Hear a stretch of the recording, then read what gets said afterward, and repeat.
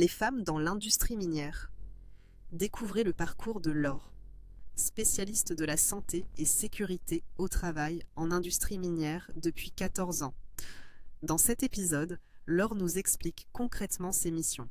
Garantir que chaque employé rentre chez lui sain et sauf, tout en respectant les référentiels internationaux auxquels sont soumis les entreprises du secteur. Elle partage aussi ses expériences inédites, révélant comment elle a surmonté les stéréotypes et géré des situations complexes sur le terrain.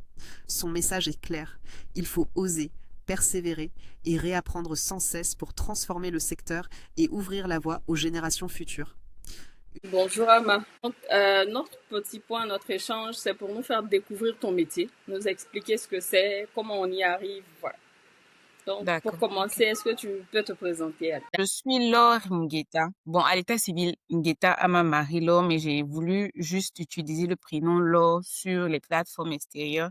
Donc, Laure Ngueta, euh, ingénieure des mines de formation, et j'ai bifurqué pour pour embrasser une carrière dans la santé sécurité au travail, principalement dans le domaine minier. Donc, j'ai pas forcément quitté mon premier domaine. Aujourd'hui, on va dire que ça fait pratiquement 14 ans que je suis dans le domaine des mines. Et puis, j'ai fait un tour dans le pétrole un peu et la construction, donc 14 ans. Et essentiellement, c'était la santé sécurité au travail. En dehors de ça, je suis maman d'un magnifique garçon qui a 10 ans. Il va bientôt avoir 11 ans là en juin. Commence à me donner des petits mots de tête. Mais bon, ça va par la grâce de Dieu. Voilà, ça va. Voilà, je pense que j'ai fait le tour. J'ai peut-être pas forcément tout dit, mais voilà, l'essentiel. Ma première question, en fait, c'est pourquoi les mines? Ok, les mines. Bon, j'ai pas choisi les mines en tant que telles. Ok. Quand j'ai, quand j'étais au lycée, je me voyais plus dans un domaine où j'allais être proche des gens. Je suis très passionnée de rencontres, tu vois, d'échanges avec l'humain. Voilà, comprendre l'humain. Donc, je ne savais pas forcément ce que j'allais faire. J'avais plusieurs options qui s'offraient à moi. Il y avait du marketing qu'on m'avait proposé. Il y avait aussi la médecine. Mon frère, il est médecin. Il est cardiologue. Et tout ça, je regardais, je savais pas trop. Donc, en terminale, quand j'ai eu le bac, je suis partie mettre mes dossiers à l'université, au tronc commun et puis à l'INPHB. Donc, l'INPHB a marché. Mes parents, ils étaient contents parce qu'on peut pas, il avait fait tellement de sacrifices dans sa vie qu'il voulait que tous ses enfants soient vraiment à un certain niveau. Voilà. Donc, pour lui, il n'y avait pas de discours. Il fallait que je parte à l'INPHB. Il voulait avoir un enfant ingénieur dans sa famille. Donc, c'est comme ça que je suis partie à l'INPHB, le père Annie. Je suis partie à l'INPHB et j'ai fait 2 années de tronc commun en biologie mathématique. Et à la fin de ces 2 années-là, normalement, on passe un concours et on est orienté dans la filière de notre choix. Et là encore, j'avais pas, bon, les mines, c'était pas mon premier choix. Mon premier choix, c'était l'agronomie, tu vois. Parce que je me disais qu'en agronomie, j'allais voyager, j'allais être au contact des gens, j'allais, voilà, apprendre les réalités des gens qui se travaillent la terre, etc. et tout. Et puis, on m'a orientée je crois que c'était mon troisième choix, en mine, tu vois. Donc, je me suis- j'ai commencé à murmurer avec beaucoup de plaintes, me dire, mais non, pourquoi? Je veux changer. Les gens me disaient, mais bon, de façon générale, dans cette filière-là, les mines, c'était, on va dire, les meilleurs qui étaient orientés, dans certaines matières, en tout cas. Donc, les gens me disaient, mais toi, nous, on cherche à partir là-bas, toi, tu veux dire, tu veux nous dire quoi? Tu veux nous dire quoi? Donc, bon, finalement, je suis partie. Et puis, j'ai essayé de comprendre ce que c'était, où est-ce que ça pouvait me conduire. C'était un domaine assez riche, assez intéressant. C'est comme ça que je suis rentrée dans les mines, à la base, en tout cas. Donc, pas par choix, on va dire par Mais le, alors, bah, par l'action des fameuses préinscriptions universitaires. Ça, on y est tous Merci. passés. Et aujourd'hui, ça va, ça se passe bien. Tu aimes le secteur dans lequel tu es. Oui, oui, oui. Parce que finalement, je me suis retrouvée à être en contact avec l'humain dans la santé sécurité au travail parce que j'ai bifurqué. Tu sais, j'ai fait un cycle d'ingénieur des mines et quand j'ai débuté en entreprise, j'étais essentiellement dans des fonctions de géologie, géophysique, bon, assez technique en tout cas. D'accord? Et j'ai eu une opportunité en santé sécurité au travail. Et quand j'ai fait mes recherches, je me suis rendu compte que c'était quand même récent en Côte d'Ivoire et il y avait très peu de personnes qui exerçaient. Je crois qu'il y avait en ce temps-là une ou deux femmes qui étaient dans ce domaine, HSE, dans les mines. Donc je me suis dit, OK, c'est assez différent, c'est nouveau. Il y a très peu de femmes. Je veux vraiment faire partie des premières, tracer les sillons et puis inspirer d'autres jeunes dames qui pourraient venir après, voilà.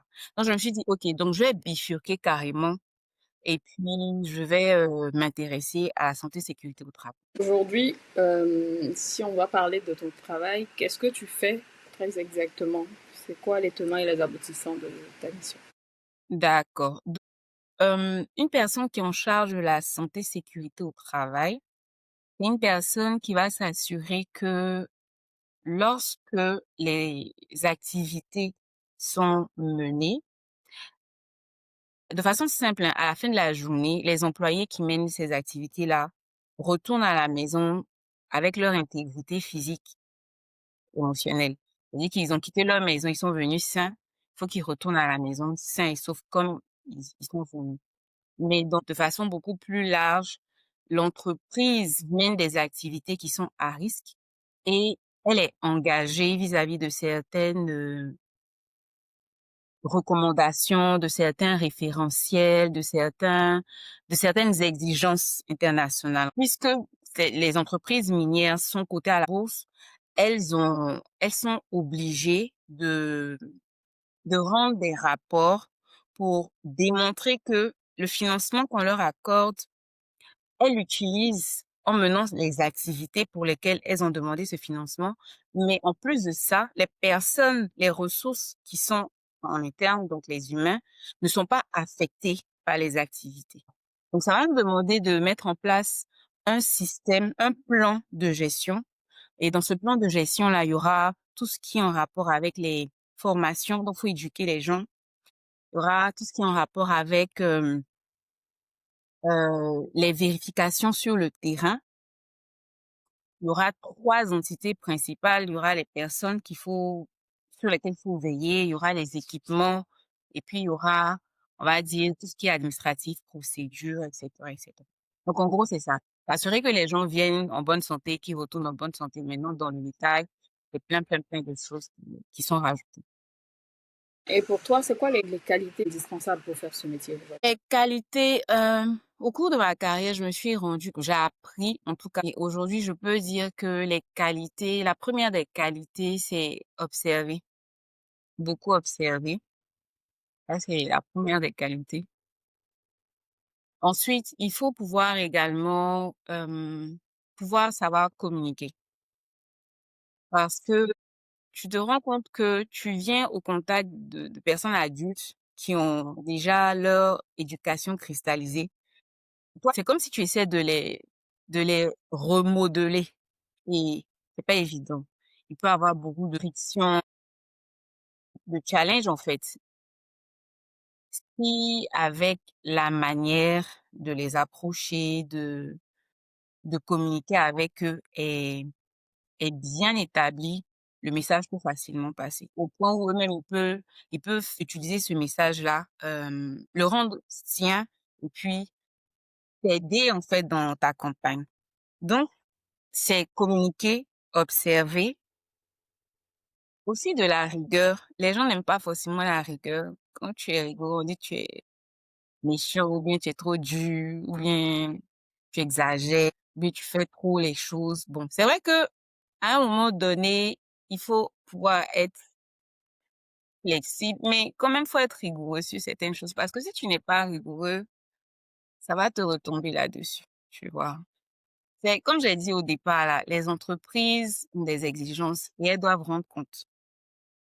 Et quand elles rendent compte, à un moment donné, il y a des auditeurs qui viennent et on doit faire des vérifications de ce que tu as dit. Tu dis, par exemple, qu'il n'y a pas eu de blessure. Mais quelle est la preuve, tu vois? Mais si des, tu n'as pas sauvegardé les informations, c'est délicat. Franchement, il faut de la rigueur. Donc, observation, communication, rigueur. Tu veux dire qu'il y a des gens qui sont réfractaires à des processus qui sont mis en place pour leur bien-être. Parce que de ce que tu as expliqué, c'est pour qu'ils rentrent sains et saufs. Oui. Donc oui, oui, effectivement. Tu sais, je me rappelle plus trop bien de cette citation, mais je vais paraphraser. En fait, quelqu'un disait que l'être humain, de façon générale, n'aime pas trop le changement. Je sais pas trop comment c'était formulé la citation, mais en gros, c'est ce que la personne essayait de dire. Mhm. Quelqu'un qui a son habitude, comme on dit, les gens vont sortir de leur zone de confort. Oui. C'est-à-dire que, je prends un exemple, un mécanicien, il a pris toujours l'habitude de prendre son marteau et puis de taper de cette manière sans rajouter d'autres choses autour. Et depuis tout ce temps, il n'a pas vraiment eu de problème. Maintenant, toi, tu arrives, tu lui dis, quand tu veux prendre ton marteau, il faut rajouter des gants, il faut rajouter des lunettes, il faut rajouter un casque, il faut rajouter, tu vois ce que je veux dire? Donc, c'est- tout ça là, c'est pourquoi? Est-ce que quand je vais prendre tout ça, c'est pas le même travail? Tu vois ce que je veux dire?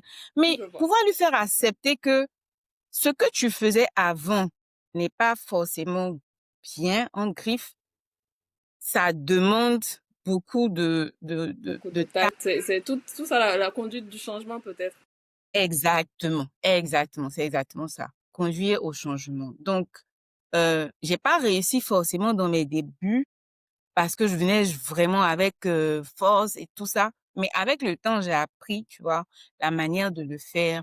Toujours amener la personne à associer ce que tu veux pour elle avec quelque chose qui est important pour elle. C'est-à-dire que, par exemple, sa famille, son époux, ses enfants, etc. C'est-à-dire que trouver le point qui peut l'interpeller, qui peut permettre à cette personne-là d'être touchée au point de se dire, ah, mais ce qu'elle dit, c'est vrai, ou ce qu'il dit est vrai. Sinon, tu auras beaucoup de problèmes. En tout cas, ça donne envie. Donc pour les personnes qui savent pas ce que c'est ou qui ont envie d'essayer, qui aiment convaincre ou qui aiment voilà communiquer ou emmener des gens à voilà, emprunter un nouveau comportement, adopter une nouvelle posture, un nouveau comportement, Mhm. et c'est bien. Toi, comment tu as su que c'était quelque chose que tu aimais? Je pose la question pour que des personnes qui ont peut-être, tu vois, de l'appétence ou qui se disent ceci peut m'intéresser puissent utiliser ça comme élément déclencheur ou comme conviction. Comment tu as su que c'était là où tu voulais continuer vraiment? D'accord. Comme je t'ai dit au départ, j'aime l'humain. J'aime comprendre, en fait, l'être humain. Tu vois.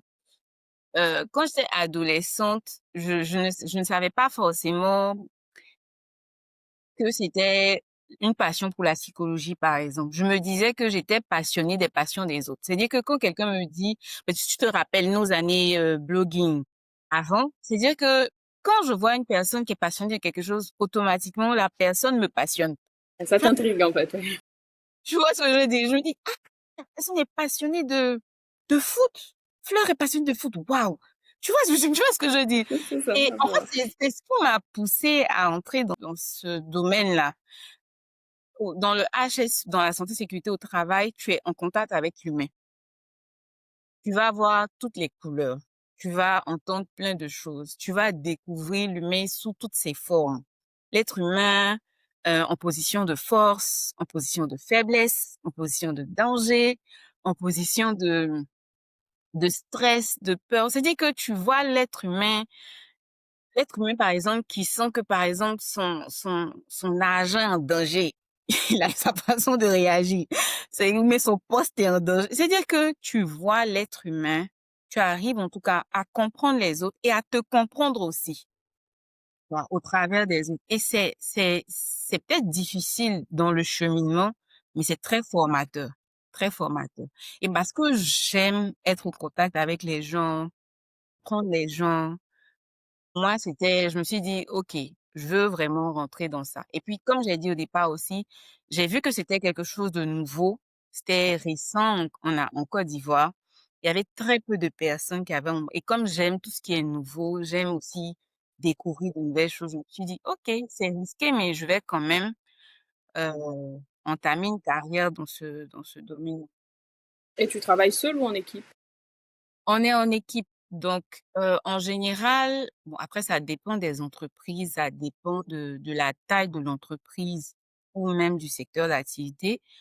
Mais ici, on a un département entier avec, un chef de département, sous-directeur et moi, par exemple, actuellement, je suis senior superviseur, donc je suis juste en dessous du sous-directeur, tu vois? Et donc avec moi, il y a des superviseurs, il y a des agents et puis il y a des administrateurs. Avec toute cette équipe-là, il y a ceux qui vont sur le terrain, il y a ceux qui sont au bureau. C'est tous ensemble là qu'on arrive à atteindre les objectifs qui nous sont assignés. Et est-ce qu'il y a des clichés ou des idées reçues sur ton métier, de façon générale? Le premier et le plus ancré, c'est que nous sommes des policiers. On nous appelle policiers. C'est-à-dire que pendant longtemps, et j'avais parlé de rigueur au départ, pendant longtemps, le HSE était vu l'agent HSE était vu comme quelqu'un qui était un policier. Parce que au départ, comme tu as dit, un gars qui menait son activité d'une certaine façon et on lui demande de rajouter tout plein de choses, il se dit que tu fais la police, tu lui fais la police, en fait. Donc, quand les HSE arrivaient dans des endroits, euh, les gens essaient de se mettre en règle parce que le HSE est là. Mais quand il part, ils ont L'inspecteur problème, en arrive, fait. donc Ouais. tout le monde apprend la leçon. C'est ça. Et donc, on nous voit jusqu'à aujourd'hui, c'est vrai qu'il y a eu beaucoup d'améliorations, mais jusqu'à aujourd'hui, c'est un biais cognitif qui est installé que les HSE sont des policiers. De plus en plus, en tout cas, il y a de nouvelles méthodologies qui amènent les travailleurs à prendre conscience qu'ils sont eux-mêmes en griffe leurs propres Mon propre policiers policier, ouais. mais- et leurs collègues et que le HSE est juste là pour accompagner, pour soutenir, aider. Donc ça, c'est le premier gros cliché. Ça, c'est le premier gros cliché. On est des policiers. Et le deuxième cliché, je vais prendre l'aspect femme. C'est dire que on se dit, hmm, les femmes peuvent pas faire ce métier. Si elles le font, c'est plus l'administratif qu'elles peuvent gérer. Donc pas de terrain pour vous. Les femmes, le terrain peut les fatiguer. Donc, si on les fait rentrer dans le domaine, c'est mieux qu'elles soient peut-être au bureau. Donc il y a aussi ça, je pense que c'est les 2 gros clichés. Il y en a d'autres qui ne me viennent pas à l'esprit pour l'instant, mais sont les majeurs là et les plus, fréquents. Et si aujourd'hui, une jeune dame veut se lancer dans ce métier, par où elle devrait commencer? Qu'est-ce qu'elle devrait faire? Parce qu'aujourd'hui, tu as du recul, toi, tu as bifurqué, donc tu as fait une réorientation, mais elle devrait commencer par où? La première des choses, c'est d'abord d'observer sur LinkedIn, par exemple. Il y a une aînée qui aime dire que c'est le meilleur endroit pour faire, heu, de l'affairage légalisé.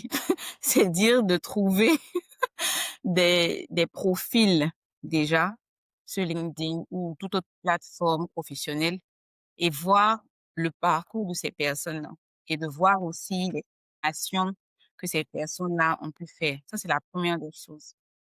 Après, ça te permet en fait de pouvoir toi-même définir ton plan de carrière. Tu pourras observer plusieurs profils et selon ce qui s'applique à ta personnalité, parce que ça aussi c'est important, ce qui s'applique à ta personnalité, à tes passions et tout s'aligne à toi, tu pourras choisir comment t'orienter. Ensuite, il faut faire des formations, des certificats. Je parlais de référentiels au départ, Oui. que les entreprises doivent respecter. Dans la santé et sécurité au travail, il y a des référentiels internationaux, en l'occurrence ISO 45001, ça c'est pour l'aspect sécurité au travail. On a ISO 14001, ça c'est pour l'environnement. Donc, il faut aller faire ce genre de formation-là. Ce sont des formes de parcours. On va vous expliquer ce que c'est que ce référentiel, comment est-ce qu'il faut l'utiliser, comment est-ce qu'il faut le mettre en place, etc., etc. Donc, il faut comprendre ça. Il y a aussi une formation qu'on appelle NEBOSH, un certificat NEBOSH international, que je conseille à beaucoup de personnes parce qu'il te permet de comprendre la santé et sécurité au travail dans son ensemble. Tu vois. Il va te parcourir pourquoi est-ce qu'on parle de santé et sécurité au travail, qu'est-ce qu'on y fait, quel est le réel rôle de celui qui embrasse cette carrière, quels sont les dangers, etc. Tu auras vraiment un ensemble. Tu vas tout parcourir. Et c'est assez riche. Et en plus, c'est reconnu internationalement. Pour moi, c'est ça. Observer, regarder des profils passionnants, s'inspirer de ces profils, faire des formations certifiantes, peut-être même des masters, des formations diplômantes, pourquoi pas. Et puis, aussi, pendant qu'on est en train de faire ça, bâtir déjà son réseau. Son réseau, c'est-à-dire que aller à des événements, des meet-up. Par exemple, dans le domaine des mines, il y a des événements comme Abidjan Mining Drinks ou bien Meet-up de Babi. Voilà, il y a plein d'événements au cours desquels on peut se créer, se bâtir un réseau. Faut militer dans des associations, par exemple aussi. Ça aussi, c'est intéressant, c'est important.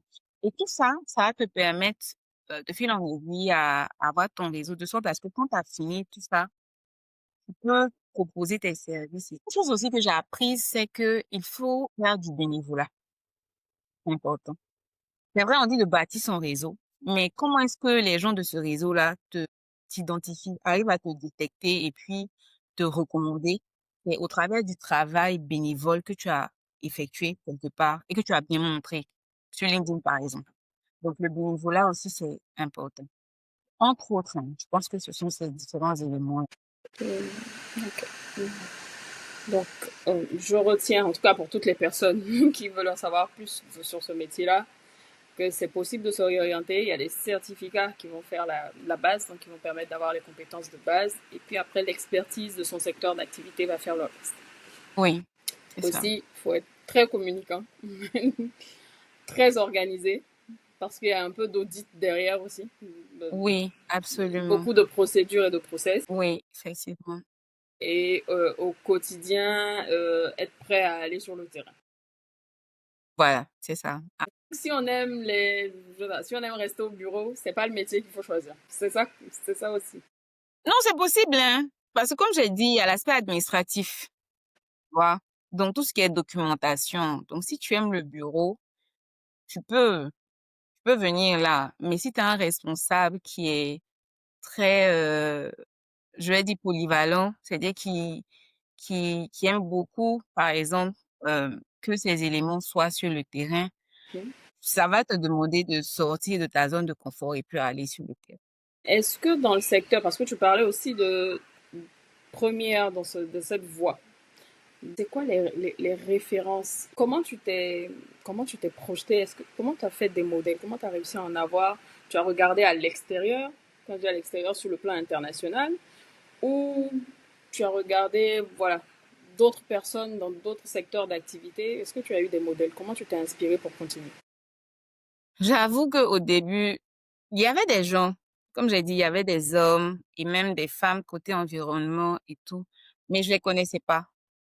Parce que pour ma première expérience, j'étais sur un site à l'ouest de la Côte d'Ivoire. Je les connaissais vraiment pas. Je savais pas où il fallait chercher. J'avais pas toute la connaissance, toutes les leçons que j'ai aujourd'hui. J'en avais vraiment pas. Et c'est, je pense, une année après le début de mon premier CDI que j'ai rencontré euh, celui qui est aujourd'hui, bon, en fait, ils sont tous mes mentors, euh, Monsieur Pascal Etienne, qui, qui lui aujourd'hui il est groupe manager dans dans une entreprise minière, et puis Monsieur Kassoum Ouattara. Donc, je les ai rencontrés à un moment où ils essayaient de fédérer tous ceux qui sont dans la santé et sécurité au travail pour le secteur des mines. Ils avaient organisé un voyage pour assister à une conférence au Ghana. Donc, ils ont essayé de contacter tous ceux qui étaient HSE en Côte d'Ivoire, dans le secteur des mines. C'est là que je les ai connus et que je me suis vraiment on va dire, accrochée à eux parce que Mhm. j'avais vraiment pas de référence. À partir du moment-là que j'ai commencé à échanger avec eux, leur demander comment est-ce qu'on fait ceci, qu'on fait cela, etc., etc. Donc, c'est vraiment ces personnes-là qui m'ont aidé progressivement, m'ont accompagné, euh, m'ont aidé à passer d'entreprise à entreprise, tu vois, à partir de recommandations et tout. Voilà, c'est ça. Donc, c'est ces personnes-là que je peux citer. Et en termes de nombre de femmes aujourd'hui, contrairement à tes débuts, est-ce que il y a beaucoup plus de femmes, beaucoup plus de jeunes dames s'orientent vers cette branche-là? Oui, il y en a énormément. Après, je pourrais pas te donner un nombre exact, tu- euh, peut-être après, mais il y en a beaucoup, il y en a énormément aujourd'hui. Il y a même, par exemple, il y a une aînée, une devancière, qui s'appelle Christelle Vanga. Elle était euh, orientée environnement particulier. Mais après, elle a pris la position de HSE manager. Je crois que même c'est l'une des premières femmes à être devenue HSE manager dans le domaine minier en Côte d'Ivoire. Et aujourd'hui, elle est au Canada. Elle est toujours dans la santé et sécurité au travail. Et après elle, il y a énormément de femmes dans le secteur. Et franchement, il y en a beaucoup. Sur chaque site minier, dans dans tous les départements, il y a beaucoup de femmes aujourd'hui. Et c'est encourageant. Tu parles de terrain. J'ai une autre question. Mhm. Est-ce qu'il y a une erreur que tu as commise et qui t'a appris une grande leçon en fait? Parce que Hmm. tu parles de terrain, je me dis, tu débarques dans le truc. Il y a forcément un moment où les étoiles sont pas alignées. Oui, ma première expérience, bon, il y a eu j'ai fait quand même un peu de dégâts, mais ma première expérience, Dans le respect des processus. oui, oui, ma première expérience, je sortais de l'INPHB. J'avais été stagiaire pour une société de services qui faisait de la géophysique dans une entreprise minière d'exploration. Et quand je suis arrivée très audacieuse et tout, j'ai présenté mon CV au responsable du projet. Et après, il m'a appelé pour mon premier poste. Et quand je suis arrivée, comme j'ai dit là, c'était le HSE. Je ne savais rien, absolument rien. Donc, c'est vrai que j'ai fait des recherches un peu sur Internet et tout, mais je savais pas vraiment comment débuter. Et un jour, j'étais la plus jeune d'abord. J'avais 23 ans. Bon, je suis une femme. On était sur un site à dominance masculine. On était à l'ouest de la Côte d'Ivoire avec des personnes, avec beaucoup de musulmans. Donc, dans la culture musulmane, c'est pas trop évident d'avoir une femme patronne. Et là, je te parle de 2010, une jeune dame qui vient de l'école. Tu sais que on sent même que, mais c'est pas ce qu'elle fait, tu vois, non? Elle vient d'arriver, et puis elle va nous donner des instructions, genre, faites ça, faites ça. Donc, l'une de mes erreurs, ça a été, on était sur le terrain d'exploration et puis l'un des travailleurs n'avait pas porté, en fait, ses équipements. Et l'erreur, ça a été de ne pas corriger à l'écart, tu vois. Les hommes ont leur ego. Et moi, j'ai corrigé, en fait, devant les gens. Là, sur le champ, là, le gars m'a clashé devant tout le monde. On dit, tu es directrice. Ah, je sais, tout le monde doit t'écouter. Là, il venait de casser quelque chose, tu vois. Mais j'avais pas la repartie. Je savais pas quoi dire. Les gens sont devenus groupe. J'ai pas pleuré devant les gens. Heureusement, je me suis retirée, je me suis calmée, j'ai pris la voiture, je suis rentrée. Je suis allée pleurer, me cacher pour pleurer. Je crois que ce jour-là même, on devait aller sur un autre site en Guinée, parce qu'on était à la frontière de la Guinée, hein. On avait un autre site en Guinée et on devait partir en Guinée. Mais j'ai pleuré et puis après, je suis partie. Mais c'était une erreur. pour le corriger comme ça devant tout le monde. Parce qu'en plus, c'était un homme assez âgé, tu vois. Un homme assez âgé, un père de famille. Et puis voilà. Donc ça, c'était l'une des plus grosses erreurs que j'ai appris. Je sais mieux maintenant interpeller les gens, savoir comment les prendre pour qu'ils puissent respecter les mesures de sécurité. Pour les personnes qui nous écoutent, faut savoir parler aux gens, faut prendre du recul, faut après il y a un truc ça c'est la propre à la culture africaine, c'est Voilà, si si, la personne est moins âgée, on va estimer qu'elle peut être son enfant, etc. Donc il y a des mots que tu ne dois pas me dire, même si je suis ton supérieur hiérarchique. Bref, ça, exactement. mais faut savoir prendre sur soi aussi. Absolument. Pour toutes les personnes qui veulent envisager cette voie, faut savoir prendre sur soi. En tout cas, très, très intéressant. Du coup, tu as été, bah, je le comprends, ou peut-être que j'extrapole, mais tu as été confronté donc à des discriminations parfois. Oui, oui, c'est arrivé par moment. Et comment tu fais pour remettre les choses dans l'ordre, en fait? Je pose la question pour que, en fait, les jeunes dames qui écoutent ne se disent pas, il y a plein d'hommes, donc c'est un milieu à dominance masculine. Si en plus de l'ego, on doit aller se coltiner des prises de tête, etc., on va pas s'en sortir. Si tu es là, c'est que tu as réussi à trouver des clés. Donc, comment tu gères les discriminations quand ça se présente à toi? Tu sais, au début, je me suis bâti une carapace. Ça, c'était au début, tu vois. J'ai commencé par me bâtir une carapace et j'agissais comme un homme finalement, tu vois. Ça, c'était au départ, pour me protéger. Donc, c'est dire que si il y a une situation et qu'il y a de l'argumentation entre nous, je vais pas me laisser faire parce que j'estime que je le fais. Bon, du moins, j'estimais que c'était pour ton bien, c'était pour leur bien. Donc, j'allais pas me laisser faire. J'argumentais, j'insistais, je ne les harcelais pas, mais je poussais pour que ce que je veux voir puisse être fait.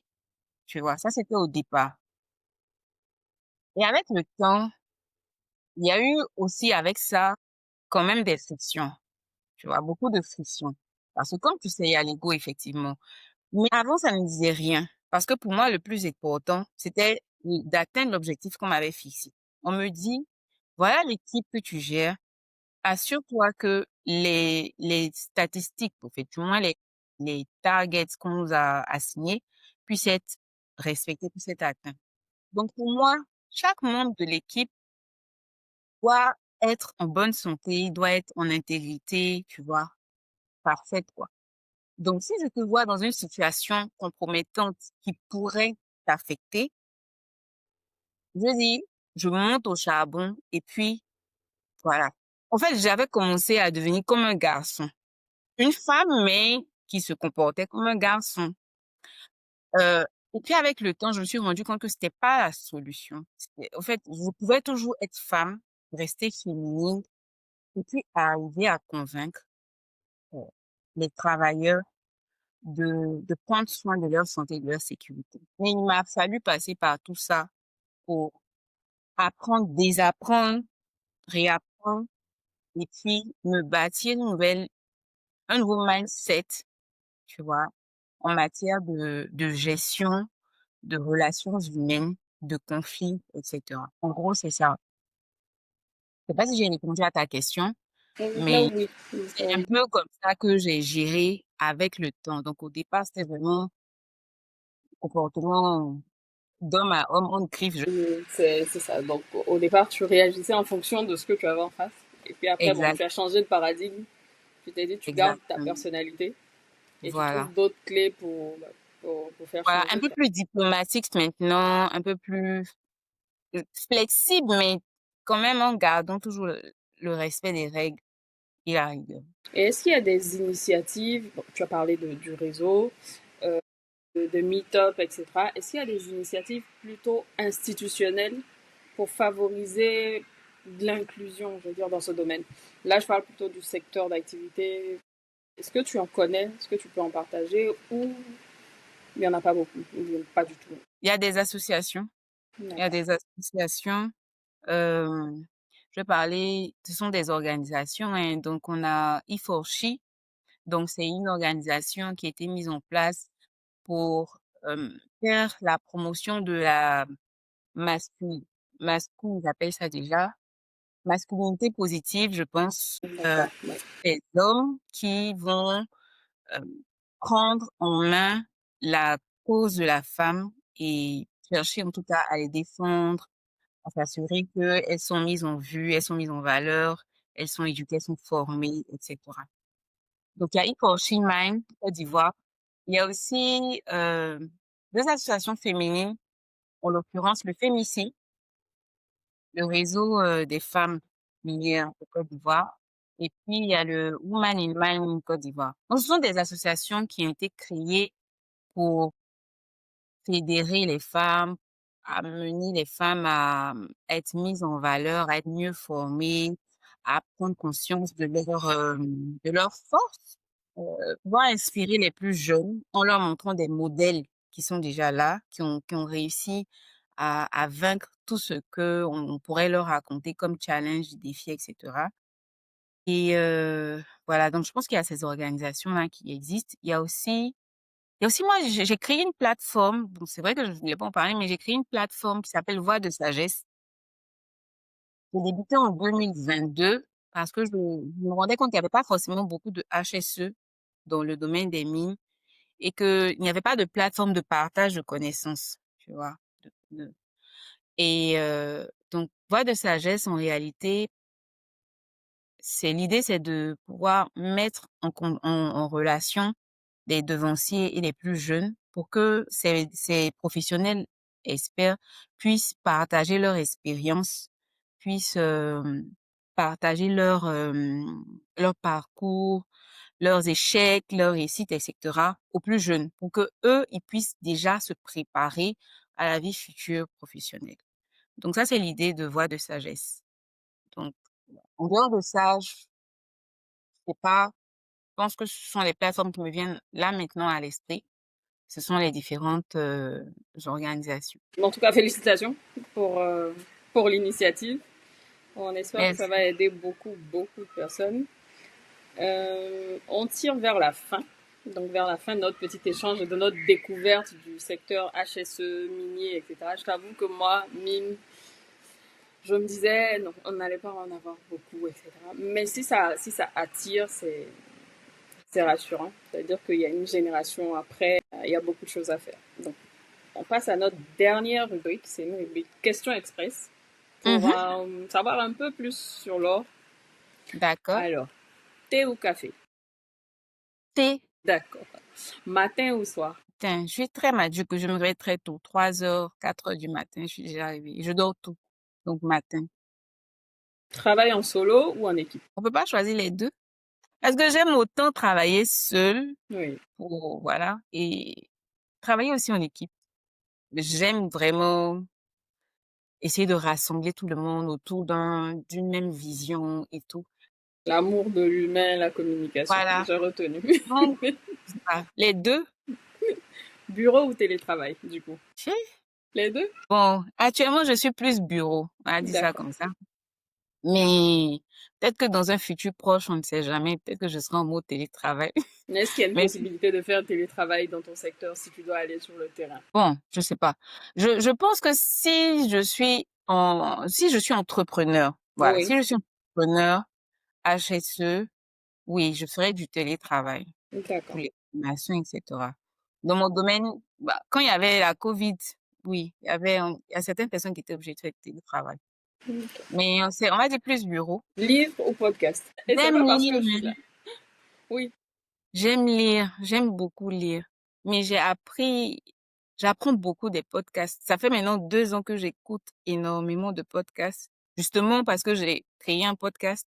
Donc, il fallait que je me prépare, je sache comment ça se passe. Et j'ai développé une petite addiction à ça.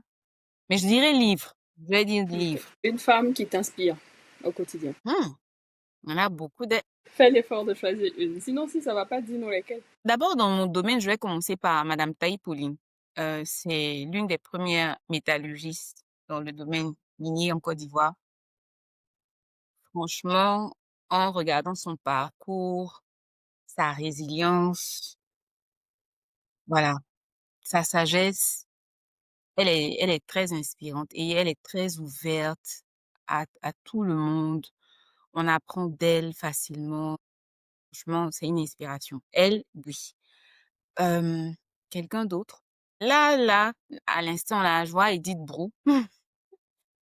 Edith Brou, j'ai connue quand j'étais blogueuse voyage et jusqu'à aujourd'hui, j'ai vu que elle n'a pas arrêté sa passion. C'est-à-dire que inspiration sur l'aspect discipline, constance, consistance, persévérance, franchement, elle est un modèle. Même si elle nous dit non, qu'elle est pas peut-être trop disciplinée, mais franchement, avec ce que nous on voit de l'extérieur là, ça inspire parce que des fois tu commences des projets, tu t'arrêtes au milieu quelque part là-bas.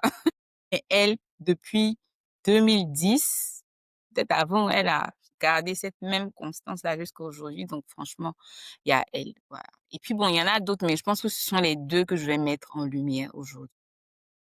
D'accord. Euh, Dernière question.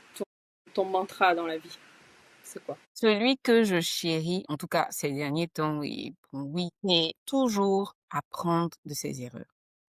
C'est-à-dire que je considère aujourd'hui, en tout cas, je considère que les échecs, c'est des leçons. Derrière un échec, en fait, un échec c'est comme un cadeau qui est emballé, tu vois, avec l'emballage échec. Mais à l'intérieur, quand tu déballes à l'intérieur, c'est de belles opportunités, de belles leçons, voilà, une belle formation. Moi, c'est toujours apprendre de ses erreurs, de ses échecs. Toujours. On peut pas dire mieux. Merci beaucoup. Merci Merci. pour ton temps. Merci pour la connaissance parce qu'on a Mhm, appris beaucoup. mhm. Et puis voilà, on espère que beaucoup de personnes vont te contacter parce qu'on va mettre tes contacts après pour savoir ce que c'est la HSE et profiter de voix de sagesse aussi, si c'est possible, pour avancer. Merci. Merci infiniment à toi de mettre en lumière les femmes. S'il te plaît, on voudrait que tu continues parce que voilà, moi j'ai pris le On temps va essayer. d'écouter. J'ai pris le temps. Oui, c'est vrai, c'est pas évident, mais vraiment, oui, que tu continues à mettre en valeur les femmes, c'est important. Il y a énormément de femmes qui ne sont pas mises en lumière et qui font des choses extraordinaires. Et voilà. En tout cas, merci à toi pour la vision déjà.